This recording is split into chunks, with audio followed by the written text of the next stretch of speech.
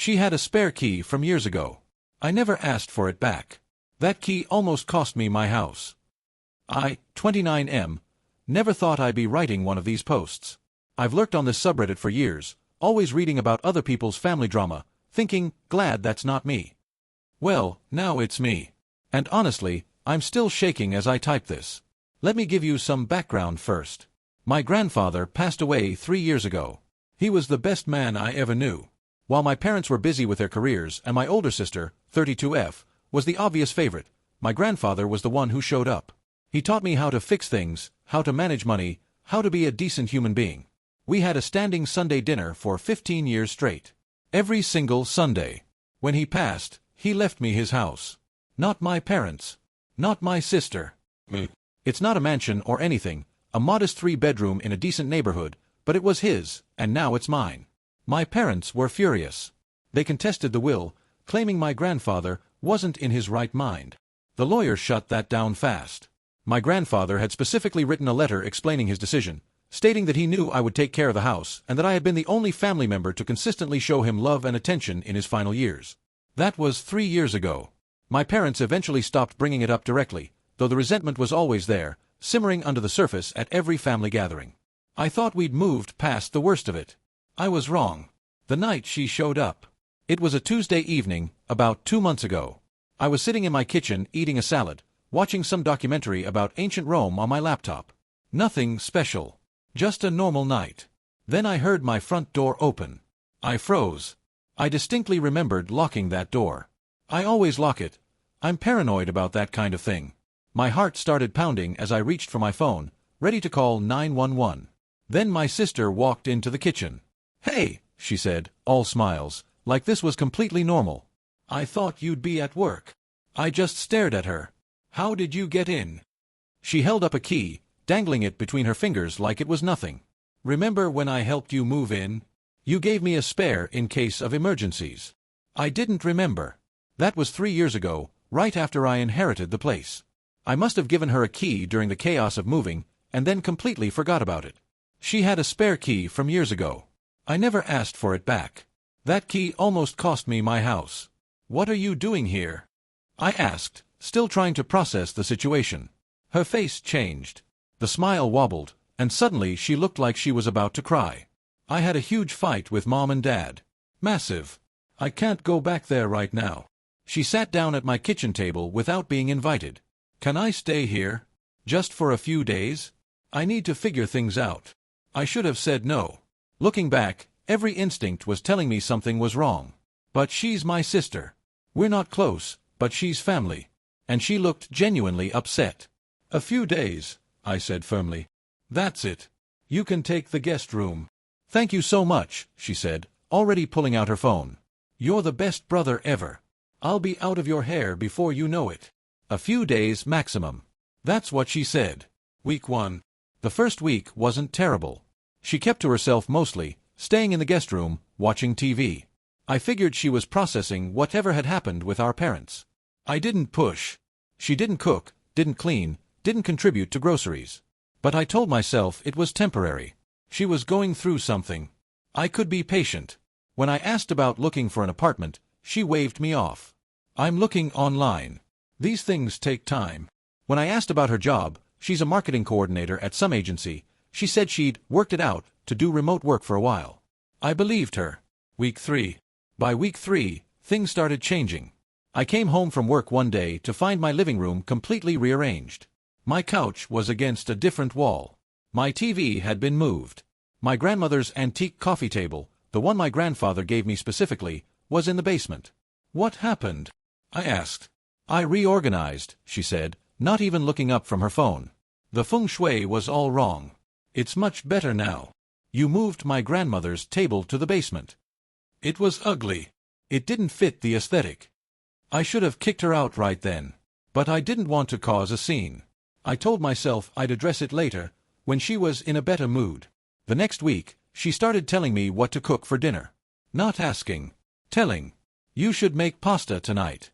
I'm in the mood for pasta." When I said I was planning to make chicken, she sighed dramatically. "Fine, but can you at least make it with that lemon sauce I like? You have lemons, right?" I didn't have lemons. She got annoyed when I didn't go buy some. Then came the friends.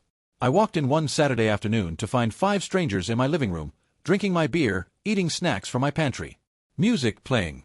My sister holding court like she was hosting a party. "Oh, hey," she said when she saw my face. "These are some friends from college. They were in town, so I invited them over. No big deal, right?" I pulled her aside. "You can't just invite people over without asking. This is my house." She rolled her eyes. "Relax. It's just a few friends. Don't be so uptight." That night, after they left and I was cleaning up the mess they'd made, I asked her directly, "How much longer are you planning to stay?" She snapped at me. Actually snapped. "God, why are you always pressuring me? I'm going through a hard time. Can you just be supportive for once?" Then she stomped off to her room and slammed the door. 2 months of just a few days. She never looked for work. Never looked for apartments. Because she wasn't planning to leave. The conversation. It was late on a Thursday night, about 6 weeks after she moved in. I couldn't sleep, so I went downstairs to get a snack. I was being quiet because I didn't want to wake her. Ironic, considering. That's when I heard her voice coming from the guest room. She was on the phone, speaking softly but not softly enough. I stood in the hallway, not breathing, listening. "Yeah, just a little longer," she was saying. "Once I hit the 60-day mark, I'll be a legal tenant. Squatter's rights. He won't be able to kick me out without a formal eviction, and that takes months." There was a pause while the other person spoke. Then my sister laughed. "You were right, Mom. He's dumb as a rock. He has no idea what's happening. By the time he figures it out, it'll be too late." Another pause. "I know.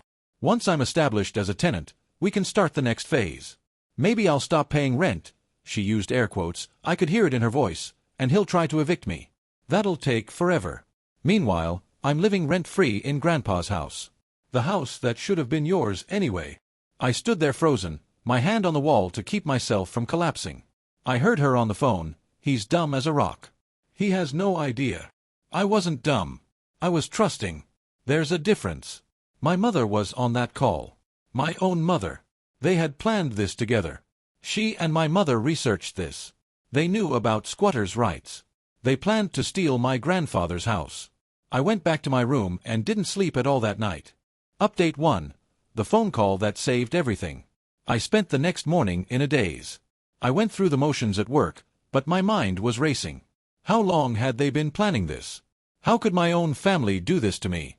During my lunch break, I called my cousin. He's a few years older than me, and I remembered he'd had a similar situation a few years back, a family member who tried to claim tenants' rights in his property. He'd mentioned it briefly at a family reunion, but I hadn't paid much attention at the time. I wish I had. "They're trying to squat," my cousin said the moment I finished explaining. His voice was deadly serious. "This is a real thing. Once someone establishes residency, which in your state is 60 continuous days, they have tenant rights. You can't just kick them out. You have to go through formal eviction proceedings, which can take months. Meanwhile, they live in your house rent-free, and there's nothing you can do about it." "What do I do?" I asked, trying to keep the panic out of my voice. "Act immediately," he said. "Don't wait. Every single day makes it harder." "How long has she been there?" I counted in my head. "About 58 days. Then you have maybe 2 days, possibly less. You need to get her out now. Change the locks while she's out. Put her stuff on the lawn. Document everything. And whatever you do, don't listen to tears or threats. They'll try everything, crying, screaming, claiming you're abusing them. Don't fall for it."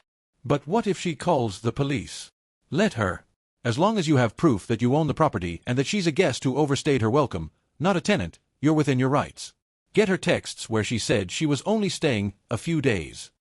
Screenshot everything. Record everything legally possible in your state. Cover yourself."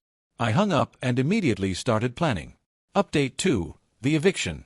The next morning was a Friday. My sister always slept in late, usually until 11 a.m. or later. I called in sick to work, which I never do, but this was an emergency.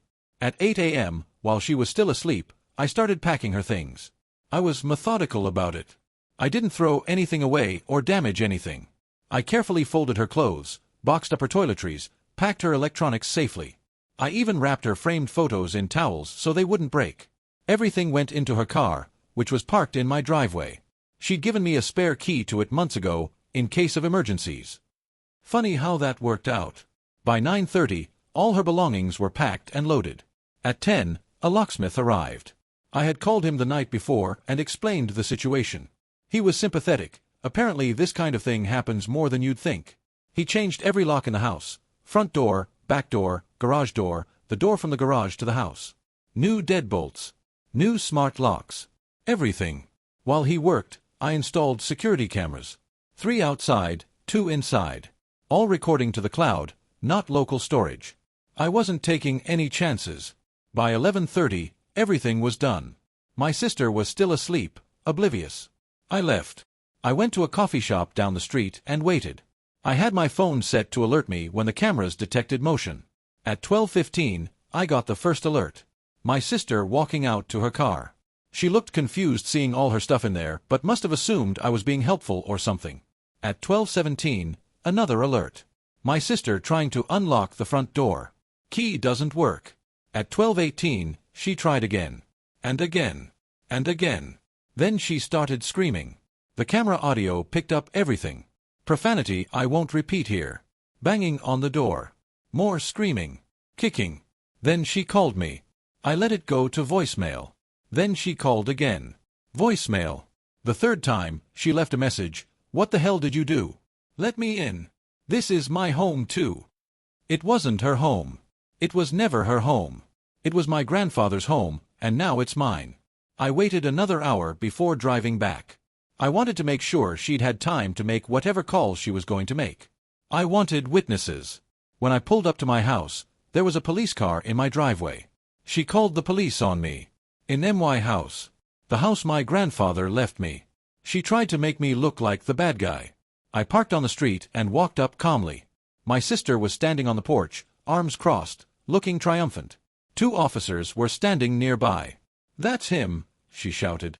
He locked me out. He changed the locks. I live here. One of the officers turned to me. Sir, this woman says you illegally evicted her from her residence. I took a deep breath. Officers, thank you for coming. This is my house. I inherited it from my grandfather 3 years ago. My name is on the deed. I pay all the bills.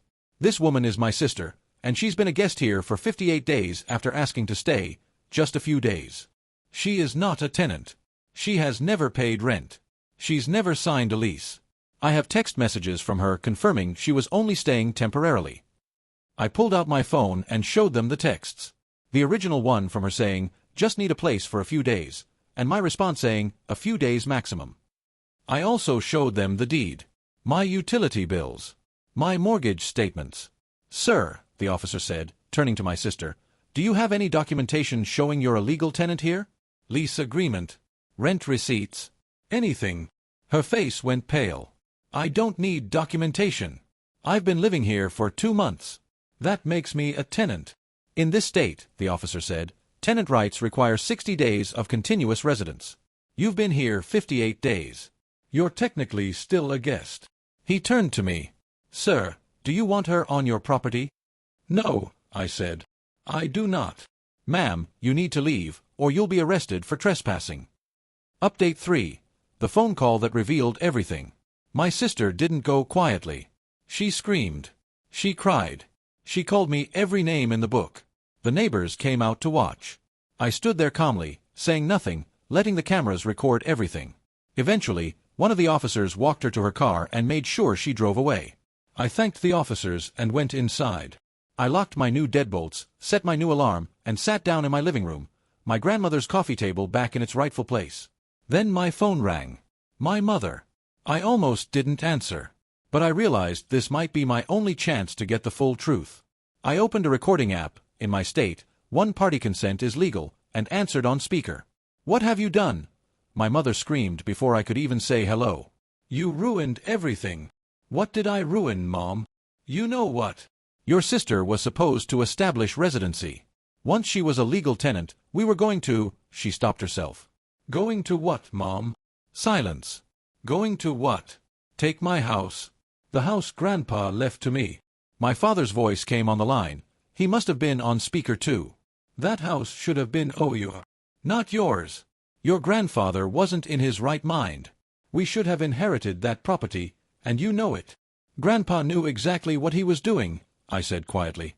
He left me the house because he knew I'd protect it. And he knew exactly what kind of people you are. We had a plan, my mother shrieked. You ruined everything. That house should be ours. We've been planning this for months. There it was. Confirmation. On recording. I hung up without another word. Update 4. The aftermath. That was 3 weeks ago. The day after the eviction, I consulted with a lawyer. I showed him everything, the texts, the police report, the recording of my parents admitting to the scheme. He confirmed that what they attempted was essentially a form of fraud, though it would be difficult to prosecute criminally. However, he said, you have more than enough for a restraining order. Given that they explicitly stated they were planning to take your property through deception, any judge would grant it. I filed for restraining orders against my mother, my father, and my sister. All three. The hearing was last week. They showed up with their own lawyer, trying to claim I was overreacting, and that this was all a misunderstanding. But I had the texts. I had the recording. I had the police report documenting my sister's attempted claim to residency. The judge granted all 3 restraining orders. 2 years each. They can't contact me, can't come within 500 feet of my property, can't communicate through third parties. My sister tried to speak to me outside the courthouse. I kept walking. This isn't over, she yelled after me. That house should be ours. Grandpa was senile. I didn't respond. Update 5. Reflection. I've had a lot of time to think over the past few weeks. I keep replaying everything in my head, looking for signs I should have seen. And they were there. They were always there. I just didn't want to see them. My parents' resentment about the inheritance. My sister's sudden appearance with a key I'd forgotten about. Her complete lack of effort to find a job or apartment. The way she gradually took over my space, testing boundaries, seeing how much she could get away with. They thought I was stupid. They thought they could manipulate me because I trusted them. But trusting your family shouldn't make you stupid. Believing in people shouldn't be a weakness. They're the ones who broke that trust. They're the ones who turned family into a weapon. I've been in touch with my cousin a lot since this happened.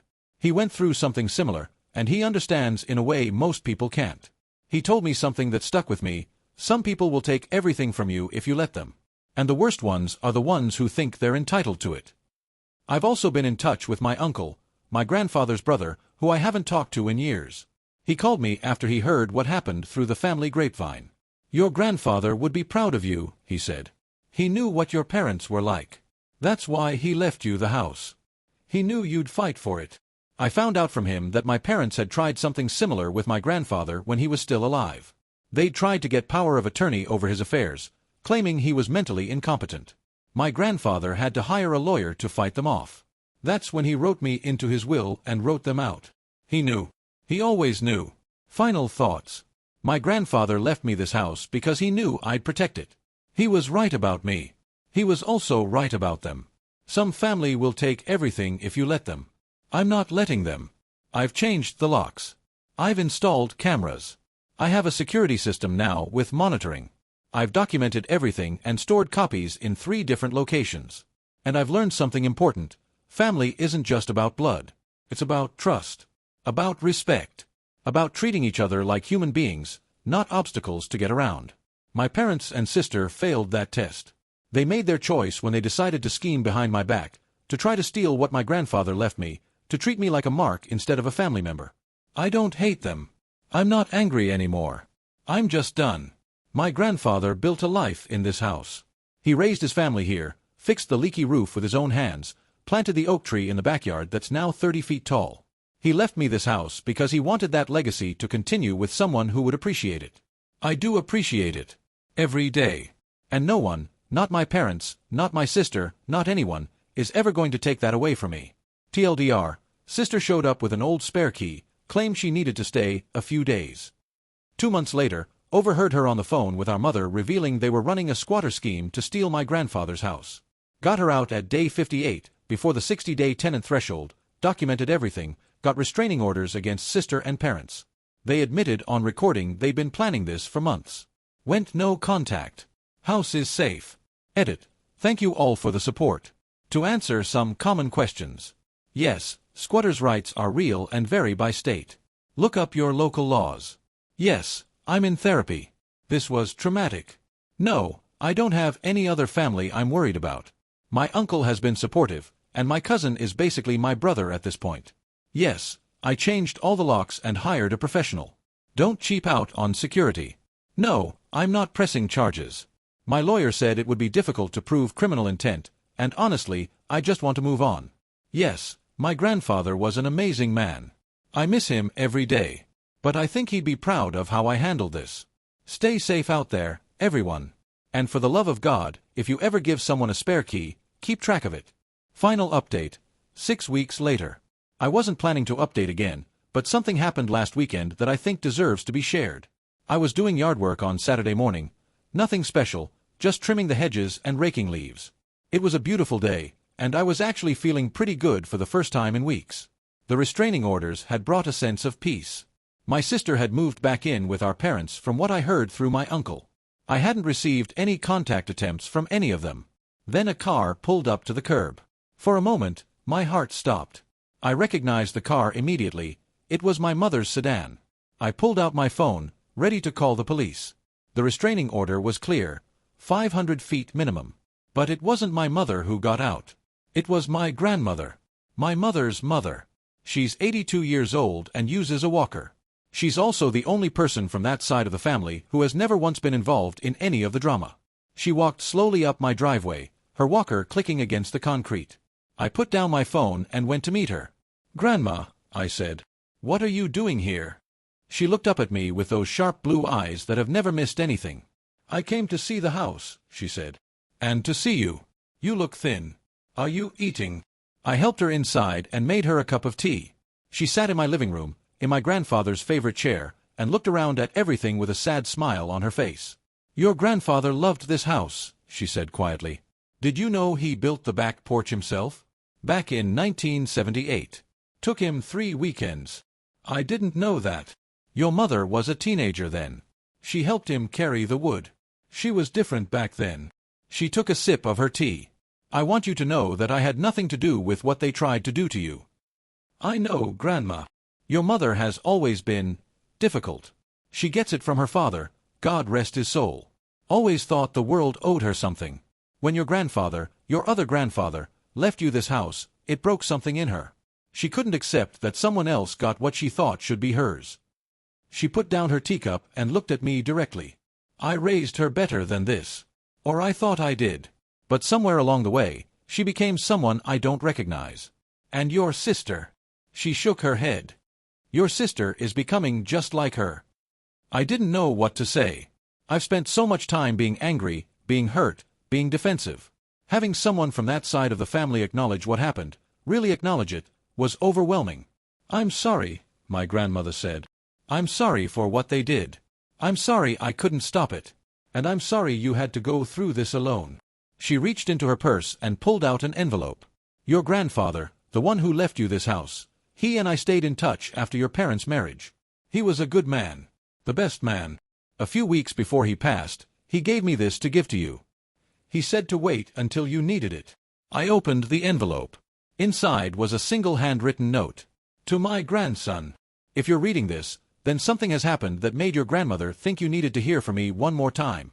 I left you my house because I knew you would love it the way I did. Not because of what it's worth, but because of what it means. A house is just walls and a roof. A home is where you build your life. Your parents will never understand this. They see numbers and dollar signs. They see property values and inheritance. They don't see the Sunday dinners we shared. They don't see the summers you spent helping me in the garden. They don't see you. I see you. I've always seen you. Whatever they've done, whatever they've tried, remember this. The people who love you will always find ways to show it. And the people who don't will always find ways to show that too. Protect the house. But more importantly, protect yourself. You deserve better than what they're willing to give you. I love you. Grandpa." I read that letter 3 times. Then I cried. I'm not ashamed to admit it. I sat in my living room with my grandmother holding my hand, and I cried for the first time since my grandfather's funeral. When I finally composed myself, my grandmother stood up to leave. "You're a good man," she said. "Just like he was. Don't let them change that." I walked her to her car. Before she got in, she turned back to me. "I won't be telling your mother I was here," she said. "And you don't have to either.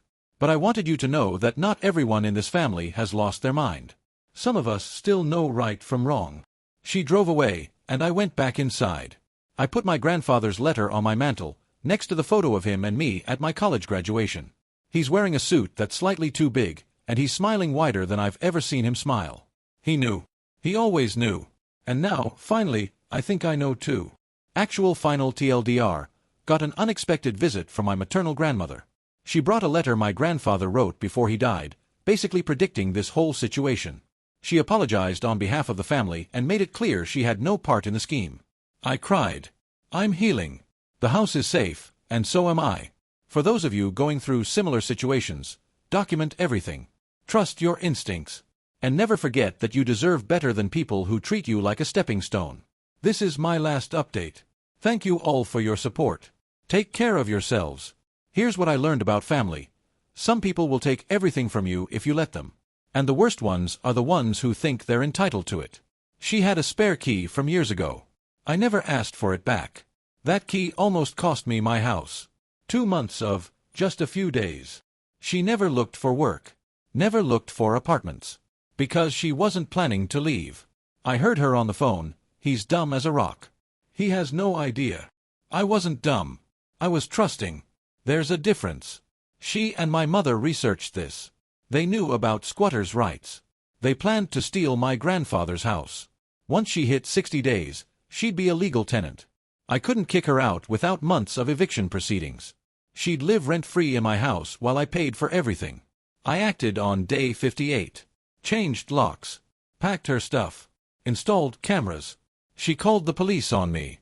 In my house. But I had proof. Deed, bills, text saying, just a few days. Timeline showing only 58 days. Police. You're still a guest. Leave or be arrested for trespassing. My parents called, screaming, "We had a plan. You ruined everything. That house should be ours." I recorded it all. Got restraining orders against all 3. Judge saw the texts, the recording, the police report. My grandfather left me this house because he knew I'd protect it. He was right about me. He was also right about them. Some family will take everything if you let them. I'm not letting them.